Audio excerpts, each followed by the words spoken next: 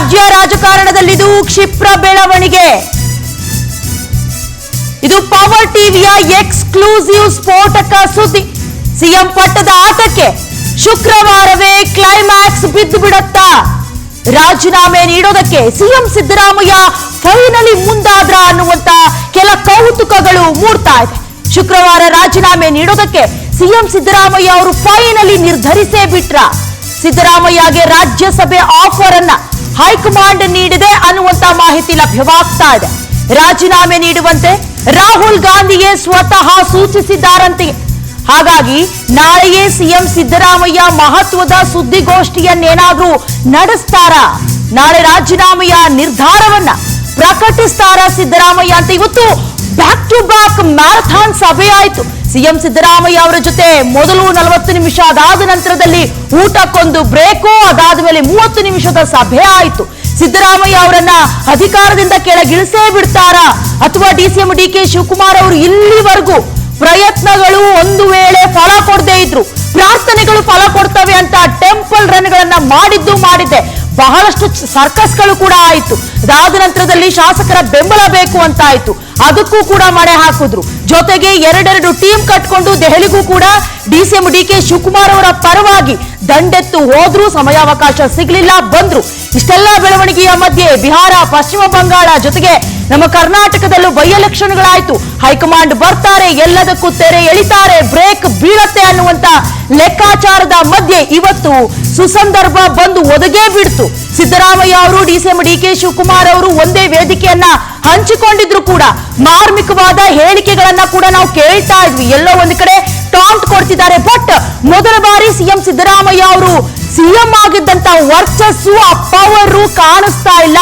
ಅಹಿಂದ ನಾಯಕರಿಗೆ ಏನಾಗೋಯ್ತಪ್ಪ ಅನ್ನುವಂತ ಲೆಕ್ಕಾಚಾರದ ಮಧ್ಯೆ ಇವತ್ತು ಬಹಳಷ್ಟು ಚರ್ಚೆಗಳಾಯ್ತು. ಇವತ್ತು ಸಿಗ್ತಾ ಇರುವ ಅಪ್ಡೇಟ್ಸ್, ರಾಜ್ಯಸಭೆಗೆ ಏನಾದ್ರೂ ಸಿದ್ದರಾಮಯ್ಯ ಅವರು ಹೋಗ್ತಾರಾ, ಇದರ ಕುರಿತಾಗಿ ರಾಜೀನಾಮೆ ಕೊಡ್ತಾರಾ ಅಂತ ಇದೇ ವಿಚಾರಕ್ಕೆ ಸಂಬಂಧಪಟ್ಟಂತೆ ಹೆಚ್ಚಿನ ಡೀಟೇಲ್ಸ್ ಅನ್ನ ಕೊಡ್ತಾ ಹೋಗ್ತಾರೆ ದೂರವಾಣಿ ಸಂಪರ್ಕದ ಮೂಲಕ ನಮ್ಮ ಪ್ರತಿನಿಧಿ ರಾಘವೇಂದ್ರ.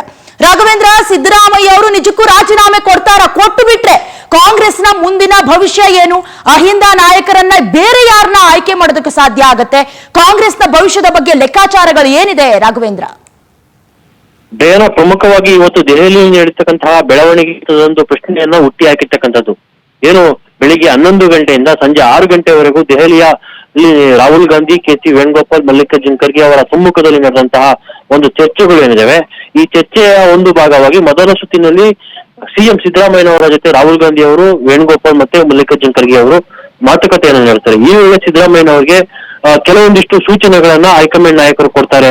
ಏನಪ್ಪಾ ಅಂದ್ರೆ, ನೀವು ಸಿಎಂ ಸ್ಥಾನದಿಂದ ಡೌನ್ ಫಾಲ್ ಆಗಿ ರಾಜ್ಯಸಭೆಯ ಮುಖಾಂತರ ರಾಷ್ಟ್ರ ರಾಜಕಾರಣಕ್ಕೆ ಬನ್ನಿ ಅನ್ನೋ ಒಂದು ಆಫರ್ ಅನ್ನ ಕೊಡ್ತಾರೆ. ಜೊತೆಗೆ ತಮ್ಮ ಪುತ್ರ ಯತೀಂದ್ರ ಏನಿದ್ದಾರೆ MLC, ಅವ್ರಿಗೆ ಡಿಸಿಎಂ ಪಟ್ಟವನ್ನ ಕೊಡ್ತೀವಿ, ಮತ್ತೆ ನೀವು ಸೂಚಿಸಿದಂತಹ ಕೆಲವೊಂದಿಷ್ಟು ಶಾಸಕರಿಗೆ ಸಚಿವ ಸ್ಥಾನವನ್ನ ಕೊಡ್ತೀವಿ ಅಂತ ಹೇಳ್ಬಿಟ್ಟು ಹೀಗೆ ಬಿಗ್ ಆಫರ್ ಅನ್ನ ಹೈಕಮಾಂಡ್ ನಾಯಕರು ಸಿದ್ದರಾಮಯ್ಯನವರಿಗೆ ಕೊಡ್ತಾರೆ.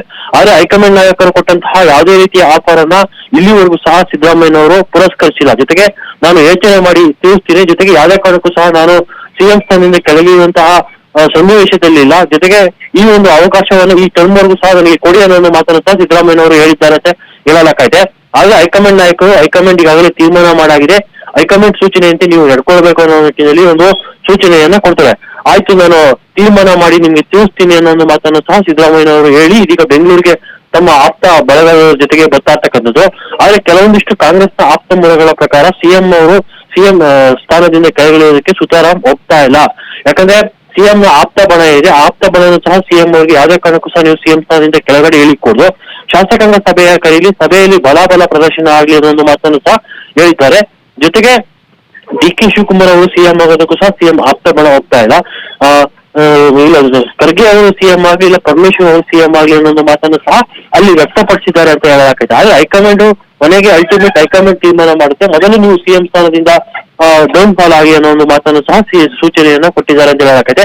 ಹೀಗಾಗಿ ಇದೇ ವಾರ ಈ ಡೆವಲಪ್ಮೆಂಟ್ ಆಗುತ್ತೆ ಅನ್ನೋದ್ರ ಬಗ್ಗೆನೂ ಸಹ ಚರ್ಚೆ ನಡೀತಾ ಇದೆ. ಆದ್ರೆ ಕಾಂಗ್ರೆಸ್ನ ಆಪ್ತ ಮೂಲಗಳು ಖಚಿತಪಡಿಸಿರ್ತಕ್ಕಂಥದ್ದು ಯಾವುದೇ ಕಾರಣಕ್ಕೂ ಸಹ ಸದ್ಯದ ಮಟ್ಟಿಗೆ ಸಿಎಂ ಅವರು ಬದಲಾವಣೆ ಆಗುತ್ತೆ. ಇನ್ನೊಂದು 20 ದಿನ ಅಂದ್ರೆ ರಾಜ್ಯಸಭಾ ಚುನಾವಣೆ ಹಾಗೆ MLC ಚುನಾವಣೆಗಳು ಏನ್ ಬರ್ತಾ ಇದಾವೆ, ಆ ಚುನಾವಣೆ ಆದ ಬಳಿಕ ಒಂದು 20 ರಿಂದ 25 ದಿನದ ಬಳಿಕ ಸಿಎಂ ಅವರು ತಮ್ಮ ಸ್ಥಾನಕ್ಕೆ ರಾಜೀನಾಮೆಯನ್ನ ಸಲ್ಲಿಸ್ತಾರೆ. ಆಗ ಹೈಕಮಾಂಡ್ ಸೂಚನೆಯನ್ನ ಕೊಡುತ್ತೆ ಅನ್ನೋ ಮಾತುಗಳನ್ನು ಸಹ ಹೇಳ್ತಾರೆ. ಯಾವುದಕ್ಕೂ ಸಹ ಈ ವಾರ ಒಂದು ಕ್ಲೈಮ್ಯಾಕ್ಸ್ ಸಿಗುತ್ತೆ ಅನ್ನೋ ಮಾತುಗಳು ಸಹ ಕೇಳಿ ಬರ್ತಾ ಇದೆ. ಆದ್ರೆ ಸದ್ಯದ ಮಟ್ಟಿಗೆ ಏನೋ ಈಗ ಚುನಾವಣೆ ಇರೋದ್ರಿಂದ ಸದ್ಯಕ್ಕೆ ಸಿಎಂ ಸಿದ್ದರಾಮಯ್ಯ ಅವರು ರಾಜೀನಾಮೆ ಕೊಡೋದು ಡೌಟ್ ಅಂತಾನೂ ಸಹ ಹೇಳಲಾಗೈತೆ. ಚುನಾವಣೆ ಆದ ಬಳಿಕ ಮತ್ತೆ ದೆಹಲಿಗೆ ತೆರಳಿ ಅಲ್ಲಿ ಒಂದು ತೀರ್ಮಾನವನ್ನು ಆಗುತ್ತೆ. ಜೊತೆಗೆ ಹೈಕಮಾಂಡ್ ಇಲ್ಲ ಅಂದ್ರೆ ಸಿದ್ದರಾಮಯ್ಯ ಅವರಿಗೆ ದೂರವಾಣಿ ಮುಖಾಂತರ ಸಂಪರ್ಕ ಮಾಡಿ ನೀವು ರಾಜೀನಾಮೆ ಕೊಡುವ ಸೂಚನೆಯನ್ನು ನೀಡಿದಾಗ ಸಿದ್ದರಾಮಯ್ಯ ಅವರು ರಾಜೀನಾಮೆಯನ್ನು ಕೊಡಬಹುದು. ಆದ್ರೆ ಇಲ್ಲಿ ಕೆಲವೊಂದಿಷ್ಟು ಟೆಕ್ನಿಕಲ್ ಮತ್ತೆ ತಂತ್ರಗಾರಿಕೆಯನ್ನು ಸಿದ್ದರಾಮಯ್ಯ ಅವರು ಮಾಡ್ತಾರೆ ಅಂತ ಸಹ ಹೇಳಲಾಗ್ತದೆ. ಯಾಕಂದ್ರೆ DK ಶಿವಕುಮಾರ್ ಅವರು ಸಿಎಂ ಆಗೋದಕ್ಕೆ ಸಿದ್ದರಾಮಯ್ಯ ಅವರು ಮತ್ತು ಸಿದ್ದರಾಮಯ್ಯ ಅವರ ಆಪ್ತಬಲ ಯಾವುದೇ ಕಾರಣಕ್ಕೂ ಸಹ ಹೋಗ್ತಾ ಇಲ್ಲ. ಹೀಗಾಗಿ ತಾವು ಸೂಚಿಸಿರ್ತಕ್ಕಂತಹ ನಾಯಕರಿಗೆ ಸಿಎಂ ಪಟ್ಟವನ್ನ ಕೊಡಿ, ಆಗ ನಾನು ಸಿಎಂ ಸ್ಥಾನದಿಂದ ಕೆಳಗಡೆ ಇಳಿಸ್ತೀನಿ ಅನ್ನೋ ಮಾತನ್ನು ಸಹ ಹೇಳ್ಬೋದು. ಆದ್ರೆ ಕಾಂಗ್ರೆಸ್ ಹೈಕಮಾಂಡ್ ಯಾವ ರೀತಿ ತೀರ್ಮಾನವನ್ನ ಕೈಗೊಳ್ಳುತ್ತೆ ಅನ್ನೋದನ್ನ ನಾವು ಕಾದು ನೋಡಬೇಕಾಗಿದೆ. ಇತ್ತ DK ಶಿವಕುಮಾರ್ ಅವರು ಸಹ ಸಾಕಷ್ಟು ಸತತ ಪ್ರಯತ್ನವನ್ನ ಪಡ್ತಾ ಇದ್ದಾರೆ ಸಿಎಂ ಆಗೋದಕ್ಕೆ. ಹೀಗಾಗಿ ಅವರ ಒಂದು ಪ್ರಾರ್ಥನೆ ಮತ್ತೆ ಪ್ರಯತ್ನ ಏನಿತ್ತು, ಆ ಪ್ರಾರ್ಥನೆ ಪ್ರಯತ್ನ ಈಗ ಕಾಲ ಸೀಮಿತವಾಗಿದೆ ಅನ್ನೋದ್ರ ಬಗ್ಗೆ ಸಹ ಚರ್ಚೆ ನಡೀತಾ ಇದೆ. ದಯಾನ, ಥ್ಯಾಂಕ್ ಯು ರಾಘವೇಂದ್ರ ನಿಮ್ಮೆಲ್ಲ ಡೀಟೇಲ್ಸ್ಗಾಗಿ.